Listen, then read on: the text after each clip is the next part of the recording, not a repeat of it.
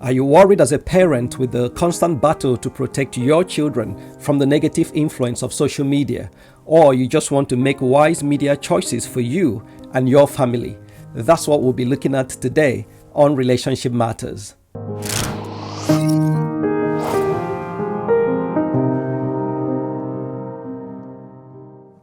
No one will deny that our culture is media saturated.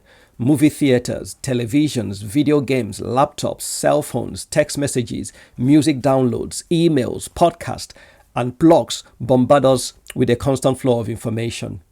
Every day, our children's lives are inundated with more media than we can possibly process, and much of it, if you are a Christian, is ungodly, depicting sin as pleasurable and without consequences. Our children no longer have to leave our homes in order to be exposed to sins and temptations of every kind.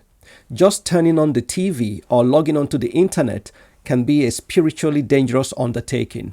So how can we, by God's help, protect our kids from the evil influences of this world and the internet? Tip number 1, parental guidance is required. Without parental guidance, children are especially vulnerable, not only because they lack discernment, but also because they are being exposed to media more than any generation. Our parents need to be aware of the threats media can pose.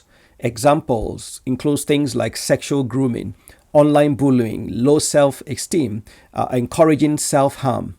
Now, my children don't watch a TV program simply because they like it. I have to approve what they watch. I check the language used. What is it trying to teach them? What levels of violence and sexual sins are they going to be exposed to? Is it appropriate for their age? Now keep watching, because in tip number 3, I'll give you some practical parental guidance tips that would help you. Tip number 2, be a good example. As a parent, you must set an example that is worthy to be followed. The fact is that your children will emulate what they see in you. They learn as much by what we tell them as parents as they do by how we live our lives.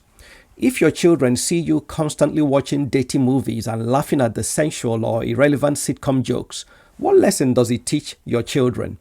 No matter what you say, you will not persuade them not to do the same.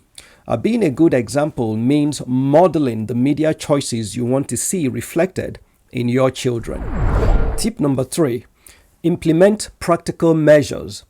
As a parent, you have to be on guard and very diligent. You need to know and be in control of the influences your children are being exposed to, and implement practical measures to counter it.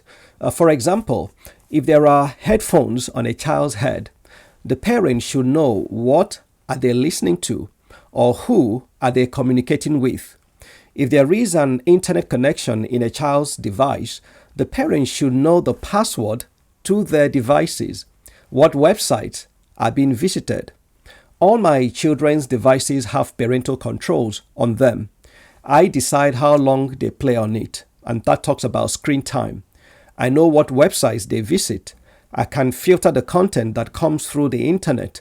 I know who their online friends are, and I can suspend their device if they break the rules.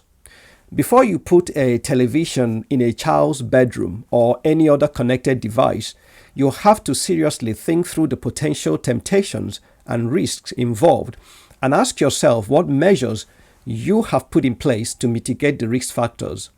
As parents, we are called to be the prime influencers of our children and must not surrender that role to a connected device in your house.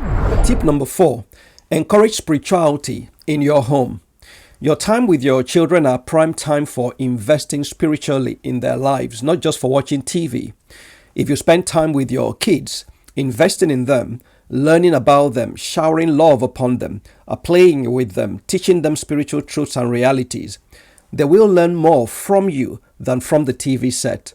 And parents, especially fathers, need to take an active role in the spiritual development of their children. In the Bible, God commanded the Israelite parents in Deuteronomy chapter 6 and verse 7. He says, "Repeat them again and again to your children. Talk about them when you are at home, and when you are on the road, and when you are going to bed, and when you are getting up." If we are to fully counter the effects of media, we must diligently teach our children the truth about God, sin, and salvation. In the next episode, I will be looking at some of the biblical principles that should shape our media choices as parents. So why not subscribe if you haven't done so, and click the bell icon to get notified when new videos are available. And check out this chat show on how to influence through parenting. It is packed full of real life tips for you as a parent. And I'll see you in the next video.